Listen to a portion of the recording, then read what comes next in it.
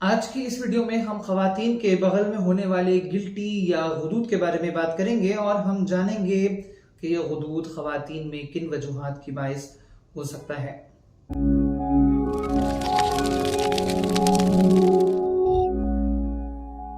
खवातीन के बगल में होने वाला गुदूद कई वजूहात के बायस हो सकता है। नंबर एक, ये एक्सेसरी ब्रेस्ट टिश्यू हो सकता है। नंबर दो, ये लिम्फ नोड्स ग्लैंड हो सकते हैं। नंबर तीन, ये लाइपोमा या चर्बी की गिल्टी हो सकती है। नंबर चार, ये सिस्ट हो सकती है यानी कि पानी की थैली हो सकती है। नंबर पांच, ये इन्फेक्शन जिसे हम हाइड्राएडिनाइटिस सुपरेटिवा कहते हैं उसके बायस ये स्वेलिंग हो सकती है। सबसे पहले एक्सेसरी ब्रेस्ट टिश्यू की बात कर लेते हैं।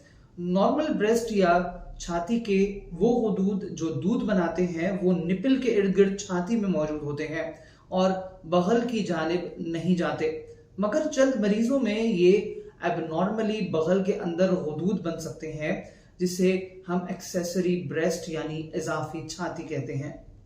ये एक्सेसरी ब्रेस्ट नॉर्मल छाती की तरह हर माहवारी के साथ बड़ा और छोटा हो सकता है और खास तौर पे ये प्रेगनेंसी में और प्रेगनेंसी के बाद भी हार्मोन्स के जेर असर बड़ा हो सकता है। नॉर्मल छाती की तरह चूंकि इसमें लैक्टेटिंग ग्लैंड्स यानी दूध बनाने वाले गुदूद मौजूद होते हैं, इसलिए इसमें दूध की प्रोडक्शन भी होती है, मगर निपल से चूंकि इसका ताल्लुक नहीं होता, इस वजह से ये दूध इस एक्सेसरी ग्लैंड में जमा होना शुरू हो जाता है और एक खास कंडीशन जिसे गैलेक्टोसील कहते हैं वो इसके नतीजे में हो सकती है।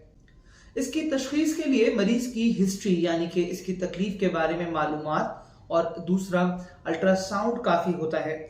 अगर मरीज की उम्र 35 साल से जायद हो तो इस सूरत में हम मरीज को इजाफी मेमोग्राम भी तजवीज करते हैं कि जिससे छाती में इस गुदूद के अलावा किसी और गिल्टी की मौजूदगी का भी तयन किया जा सके। मगर अगर मरीज की उम्र 35 साल से कम है तो इस सूरत में मरीज को अल्ट्रासाउंड के अलावा मजीद किसी टेस्ट की जरूरत नहीं होती। अगर आप जानना चाहते हैं कि मेमोग्राम क्या टेस्ट है और ये कैसे किया जाता है और कब किया जाता है और क्यों किया जाता है और आप कैसे इसकी रिपोर्ट खुद पढ़ सकते हैं, तो अभी ऊपर नजर आने वाले लिंक पे क्लिक कीजिए और मेरी इस टॉपिक पे मौजूद वीडियो को जरूर देखें।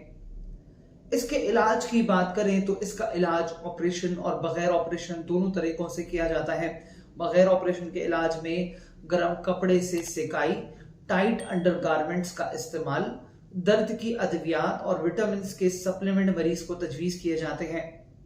मगर अगर मरीज ये तरीके इस्तेमाल कर रहा हो और इसके बावजूद इसे मुसलसल अलामतें मौजूद रहें और इसके साथ साथ गुदूद में सूजन और दर्द भी हो तो वाहिद हल सिर्फ सर्जरी रह जाता है। इसका ऑपरेशन एक छोटी और सिंपल सी सर्जरी है जो नीम बेहोशी या मुकम्मल बेहोशी में की जाती है। इसके लिए मरीज के बगल में एक छोटा सा चीरा दिया जाता है कि जिसके जरिए सक्शन और इंस्ट्रूमेंट्स को इस्तेमाल करते हुए गुदूद को मुकम्मल तौर पे निकाल लिया जाता है। इस ऑपरेशन के लिए चीरा इस तरह दिया जाता है कि चीरा बगल के फोल्ड के अंदर मौजूद रहे और बज़ाहिर नजर ना आए। इस ऑपरेशन में टोटल 30 मिनट से 1 घंटे का टाइम दरकार होता है, जिसके बाद मरीज की अलामतें 100% ठीक हो जाती हैं। बगल में गिल्टी का होना कैंसर के नतीजे में भी हो सकता है और इस वजह से वो तमाम मरीज के जिन्हें ये गिल्टी मौजूद है उनके लिए जरूरी है कि वो फौरी तौर पे डॉक्टर से राब्ता करें और मशवरा करें और इसके लिए टेस्ट जरूर करवाएं। और इस टॉपिक पे मेरी डिटेल इंफॉर्मेशन के लिए अभी यहाँ नजर आने वाले थंबनेल पे क्लिक करें और मेरी इस टॉपिक पे मौजूद वीडियो को जरूर देखें। अगर आपके बगल में किसी भी किस्म की गिल्टी है या आपको लगता है कि ये एक्सेसरी ब्रेस्ट टिश्यू है जो वक्त के साथ बढ़ता और घटता है, तो आप इसके लिए मुझसे अपॉइंटमेंट लेके राब्ता कर सकते हैं। मेरा कॉन्टेक्ट नंबर है 032123636111। आज के लिए इतना ही। मैं डॉक्टर अब्दुल्ला इकबाल। अल्लाह हाफिज।